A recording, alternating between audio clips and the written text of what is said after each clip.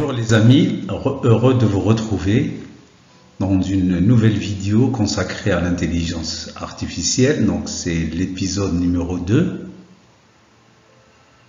L'intelligence artificielle, c'est une mauvaise traduction. C'est une intelligence qui vient de l'anglais intelligence, qui veut dire renseignement, le ma'louma. Donc c'est pas daka, hein, c'est le ma'louma artificiel, donc ça vient de la machine. La machine à qui on a donné des milliards de données, et puis elle fait une synthèse et vous répond en fonction du sujet que vous lui posez. Alors l'intelligence artificielle veut dire une création de contenu, c'est-à-dire sana al-muhtawa. Elle est accessible parce que une fois que vous avez l'internet, donc elle est accessible, c'est gratuit, donc elle est engageante aussi. Engageante, c'est-à-dire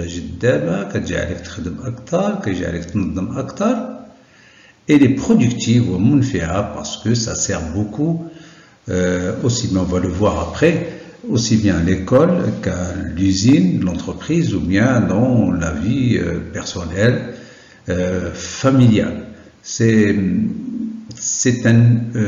une véritable révolution industrielle à laquelle nous assistons. إنها فعلا ثورة تكنولوجية اللي احنا دابا كنعيشوها. Alors je suis Sadir Mustafa, je suis consultant, coach, formateur et j'anime cette chaîne ABDA.com qui veut au départ être une chaîne qui lutte contre l'analphabétisme et l'illettrisme, donc et puis ça a évolué au fur et à mesure vers des sujets plus actuels, des sujets où on apprend en même temps l'usage de la langue française et comprendre certaines choses de la vie. L'intelligence artificielle, et on avait dit dans la première page, donc c'était accessible, facile, productive, et c'est gratuit quand on a une connexion Internet. Malheureusement, l'Internet, pour nous, l'Internet reste toujours un peu cher, coûteux. En principe, l'Internet doit être accessible à tout le monde. Pour tout ce qui concerne l'éducation, tout ce qui concerne la formation, pour accompagner justement l'élan des activités du Maroc pour accéder à une nouvelle sphère de développement, à une nouvelle étape de développement qui se veut non plus seulement interne, endogène, mais également à l'international.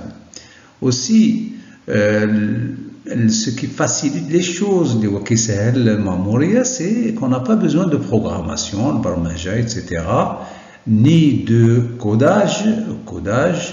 C'est un peu, disons, ça demande toute une formation complète pour faire la programmation de code. On n'en a pas besoin. Donc, on va directement aller dans l'internet et puis choisir quelques logiciels. Le logiciel que je vous propose, je ne fais pas de publicité, je ne me connais pas, je ne connais pas, seulement je suis un utilisateur. Je vous le dis tout de suite, c'est ChatGPT. Alors, pas besoin de codage, c'est comme si tu consultes un livre, mais on va voir qu'il y a des règles d'utilisation qu'il faut connaître. Donc on peut explorer progressivement les outils de l'intelligence artificielle, l'intelligence artificielle en fonction des besoins, nos besoins, en fonction de nos besoins et les intérêts sans nécessairement avoir des compétences et techniques avancées, comme on l'a dit tout à l'heure. On n'a pas besoin de programmation ni de codage, etc. C'est qu'il est beaucoup plus complexe. Avant, pour l'utilisation de l'Internet, c'était un monde de programmation, c'était un monde pour les initiés, pour ceux qui s'y connaissent déjà.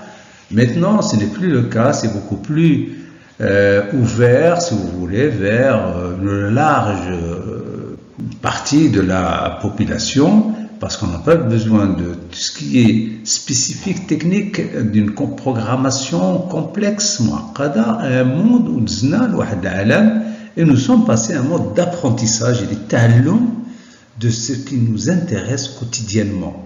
Voilà un peu l'intérêt de l'intelligence artificielle, c'est qu'on va apprendre tout ce qui nous intéresse quotidiennement, c'est-à-dire tous les problèmes ou bien les idées, les renseignements que l'on a besoin, les questions que l'on s'interroge quotidiennement, comme si vous avez une personne devant vous.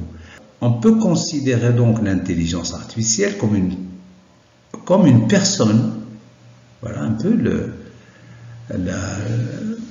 la métaphore. Donc c'est comme une personne, c'est une personnification, comme on dit en langage en bon français, à qui on peut se confier. On peut lui poser des questions et demander des conseils en fonction de nos questions, bien sûr, qu'il faut savoir poser. On va le voir par la suite. Alors on va voir maintenant, si vous voulez bien, l'intelligence et les cours scolaires et universitaires. À quoi ça sert l'intelligence artificielle pour nous, au niveau de l'école, au niveau de la maison, la famille, et puis pour les universitaires, c'est-à-dire les étudiants, aussi bien pour les élèves que pour les étudiants. Alors l'intelligence artificielle est un outil facilitateur qui sert pour les parents d'élèves, parce que les parents d'élèves peuvent maintenant,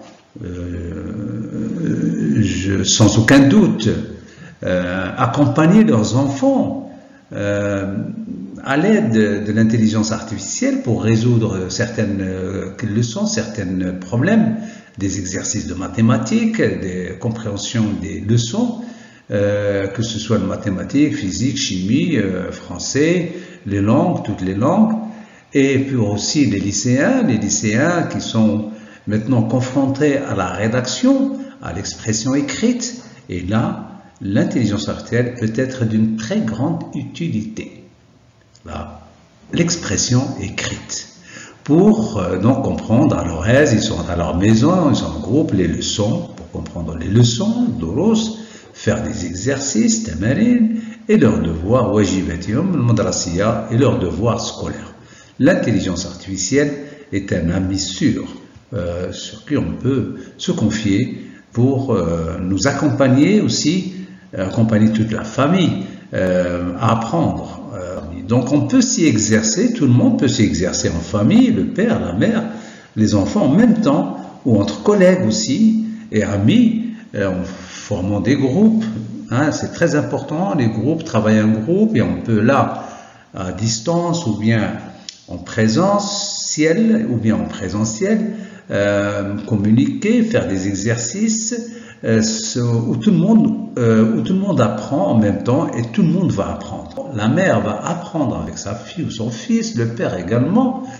En même temps, il faut une révision de ce qu'ils ont appris, s'ils ont quitté l'école pendant longtemps.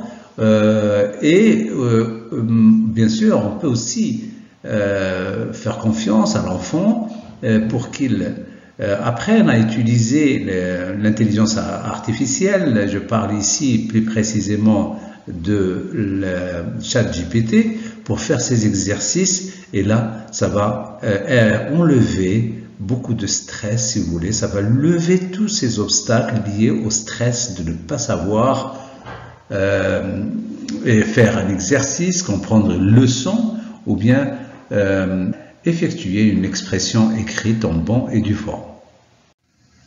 Maintenant, deuxième application que l'on peut, on peut utiliser l'intelligence artificielle, c'est le travail. Alors pour un collaborateur, c'est-à-dire un employé, l'intelligence artificielle lui offre un grand choix de réponses à ses questions sur sa profession. Vous pouvez, l'opérateur on va voir ça. Donc le collaborateur, d'une façon générale, le travailleur, peut poser toute question relative à son travail. Donc lever son stress aussi, parce qu'il va trouver ses réponses très pertinentes s'il insiste beaucoup sur ces questions pour résoudre ses problèmes facilement, instantanément. L'intelligence artificielle est pratique pour répondre à ses besoins de progresser dans son travail aussi. Il n'y a pas que les soucis du travail, mais aussi il y a cette vision, cette volonté, si vous voulez, de progresser dans son travail, d'aller plus loin, quel que soit le secteur où il travaille, le secteur, ou bien c'est l'industrie, ou bien c'est l'administration, les services, la banque, etc.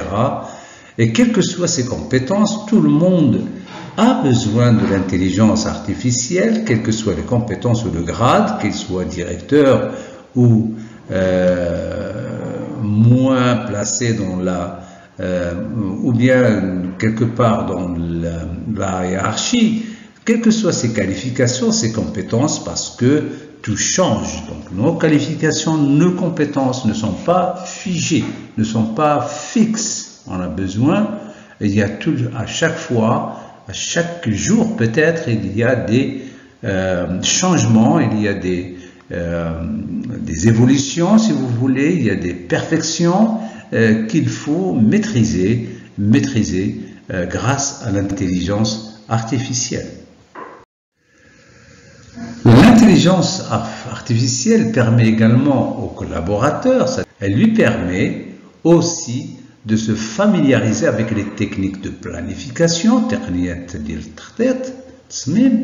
gestion, de son poste de travail, la gestion de son poste de travail, parce que c'est toute une science qu'il faut maîtriser pour bien être à l'aise dans son poste de travail ou de production.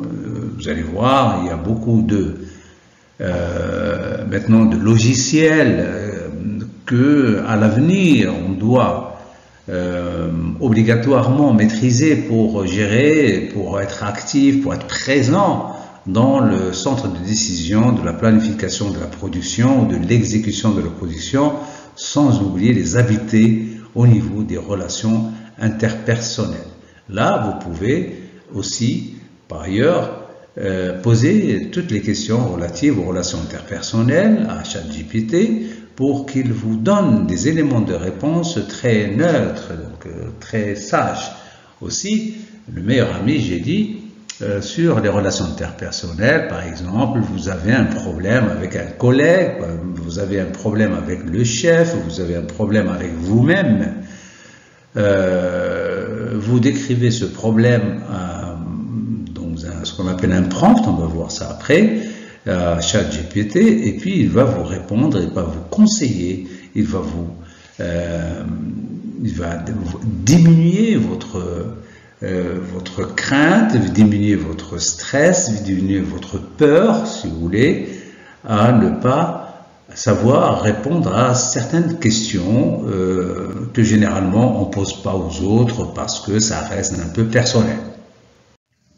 En tant que manager, donc Raïd ici, leader Raïd opérationnel dans l'administration, عامل في الإدارة موظف في الإدارة la production تكون في قلب الإنتاج c'est-à-dire la chaîne de production les services الخدمات ou en tant qu'auto-entrepreneur l'auto-entrepreneur a beaucoup à apprendre de l'intelligence artificielle pour accompagner ces efforts d'amélioration, de maîtrise de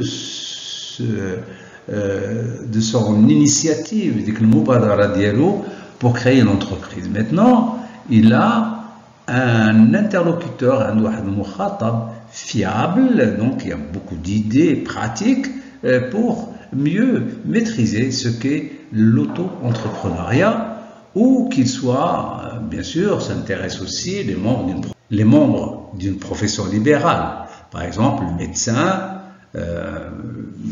ils ont besoin plus que tout le monde de l'intelligence artificielle, les avocats, les notaires, les consultants, les coachs de santé, bien-être, développement personnel, parce que ça leur donne à chaque fois des sujets, de nouveaux créneaux pour enrichir leur profession, ou pour ce qui concerne les médecins, les avocats, consultants, les coachs et puis les notaires, ça leur permet d'avoir à leur disposition instantanément, c'est-à-dire toutes les données dont ils ont besoin pour instruire leur dossier. Donc, l'intelligence artificielle devient incontournable, c'est-à-dire la ghuroub alayha. Maintenant, on va voir aussi une large partie des jeunes, partie de la population, c'est-à-dire l'intelligence artificielle et les chercheurs d'emploi. Un chercheur d'emploi n'est plus isolé, désormais, il a un interlocuteur pour lui poser ses questions, arriver pour préparer au mieux ses démarches pour chercher un emploi. Alors pour les personnes qui cherchent un emploi, l'intelligence artificielle est un instrument qui aide. Il aide à la conception d'un CV, par exemple le CV. Comment faire un CV? Il suffit de lui donner, par exemple pour ChatGPT, il suffit de lui donner le nom, la qualification, les diplômes que vous avez, etc. Et puis voilà, il vous sort un bon CV que vous pouvez bien sûr remodeler, que vous pouvez parfaire par la suite. Donc pour faire un CV, pour faire un email ou un Gmail ou un courriel, aussi il y a des formes à respecter et l'intelligence artificielle pourra vous y aider. Et puis l'intelligence artificielle est un instrument qui aide à se préparer physiquement et moralement. Ça c'est important, physiquement et moralement, parce que généralement on oublie, pour un chercheur d'emploi, il oublie qu'il faut bien sûr une préparation sérieuse, une préparation sérieuse qui devient automatique si vous voulez, aussi bien physiquement, qu'est-ce qu'il doit porter, comment il doit être, etc. Et moralement aussi, pour dissiper le stress, donc pour qu'il y ait moins de stress. Pourquoi? Parce que l'intelligence artificielle peut aider à l'entraînement à l'entretien d'embauche virtuel. Un entretien virtuel, donc on fait un entraînement comme la machine, c'est le recruteur, et puis vous êtes le candidat, et puis vous faites un entraînement sur des questions, des réponses pour réussir face aux recruteurs. Parce que les recruteurs, eux, sont déjà préparés, parce qu'ils font passer plusieurs dizaines, même des centaines de candidats à l'embauche, donc ils sont des spécialistes. Et le candidat à l'embauche, c'est-à-dire celui qui cherche l'emploi, doit se préparer pour affronter ou bien pour répondre à ces recruteurs. Donc il faut avoir vraiment une maîtrise de son profil, si vous voulez, professionnel ou bien aussi personnel. Comment il doit se présenter, comment il doit présenter son métier, comment il doit présenter ses expériences, ses stages, comment il doit présenter ses motivations. Tout ça, il faut que ça soit préparé à l'avance. Et bien sûr, avant, on était dispersé parce qu'on n'avait pas acquis parler. C'est très vague, donc il n'y a pas d'amis qui sont mieux placés que nous pour nous donner des conseils vraiment utiles, des conseils de base, des conseils professionnels. L'intelligence artificielle permet de faire tout cela. L'interface. Alors, avant de commencer à utiliser ChatGPT, qui est un logiciel. On va voir qu'est-ce que c'est qu'un logiciel, c'est-à-dire un outil de travail. Voilà, il n'y a pas de, c'est un mot technique, logiciel, mais qui veut dire outil de travail. Donc, adat al-amal. On appelle l'interface. L'interface, ça te permet de communiquer facilement avec ChatGPT ou avec un programme sans avoir à connaître ses algorithmes. Donc, c'est pas la peine d'avoir les algorithmes. On a parlé tout à l'heure de ces connaissances avancées. On n'a pas besoin de les connaître. Donc, il suffit d'ouvrir cette page, on dit pas safha, si vous voulez, l'ouajiha, safha de ChatGPT pour commencer à travailler. Donc, c'est pas la peine de connaître à fond, c'est-à-dire de connaître, ou même de connaître, on n'a pas besoin de connaître du tout les algorithmes, etc. Par exemple, je donne ici des exemples, voilà, de tous les jours. Par exemple, l'interface machine à laver. Est-ce que vous avez besoin de connaître comment fonctionne le tambour, comment fonctionne l'électricité, etc. Non, il suffit de regarder l'interface, c'est-à-dire cette partie où figurent les différentes utilisations de la machine qu'on apprend facilement après quelques jours ou quelques utilisations. Vous avez le tableau de bord de la voiture. Voilà un autre exemple, le tableau de bord de la voiture. Le tableau de bord de la voiture, on n'a pas besoin de connaître tout ce qu'il y a derrière. On n'a pas besoin de connaître la mécanique, la soudure, l'électricité, etc. Vous avez un tableau de bord où figurent tous les voyants sur le carburant, le chauffage, le kilométrage, d'autres choses utiles aux chauffeurs. Donc on n'a pas besoin de connaître la mécanique ni autre chose. Il suffit de regarder le tableau de bord. Le tableau de bord, donc, c'est aussi une interface. Un autre mot qu'il faut connaître pour utiliser ce logiciel ChatGPT, c'est le prompt. Ne soyez pas stressé quand vous entendez ces mots techniques, parce que si vous cherchez un peu plus, quelques secondes, si vous voulez, vous trouvez que vous connaissez déjà ce mot, le prompt. À quoi ça sert? C'est la question. Voilà, la réponse, c'est quoi le prompt? C'est la question. Ou les séries de questions, parce que souvent, on est amené à faire des séries de questions pour que l'intelligence artificielle réponde de façon pertinente, réponde mieux au résultat, ce que nous voulons, que nous souhaitions. Donc, les séries de questions que tu poses à ChatGPT pour avoir une ou des réponses à la question ou série de questions. Voilà, c'est poser des questions. C'est la même chose quand tu demandes un produit chez l'épicier. C'est la même chose, tu lui demandes un yaourt ou bien tu lui demandes un paquet, une boîte de levure, tu lui demandes pain ou bien tu lui demandes un produit quelconque. Ça, c'est un prompt. Donnez-moi un paquet de chewing-gum, c'est un prompt.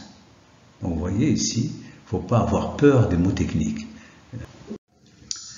En résumé, donc, pour terminer cette vidéo, cet épisode, si vous voulez, retenez, s'il vous plaît, pour la prochaine vidéo, 2 mots-clés. Donc, mots-clés, ça veut dire kalimat, muhimmin bzaf, qui sont indispensables, muhimmin, pour commencer une communication avec la machine. On va communiquer avec la machine ChatGPT. Ces 2 mots sont l'interface, comment ouvrir la page, et le prompt, comment lui poser des questions. Alors, dans la prochaine vidéo, Inch'Allah, nous allons ouvrir ChatGPT ensemble et faire quelques prompts, c'est-à-dire lui poser quelques questions pour nous familiariser avec l'intelligence artificielle et continuer ensuite à nous positionner, parce que si vous voulez, au cœur de cette révolution technologique, parce que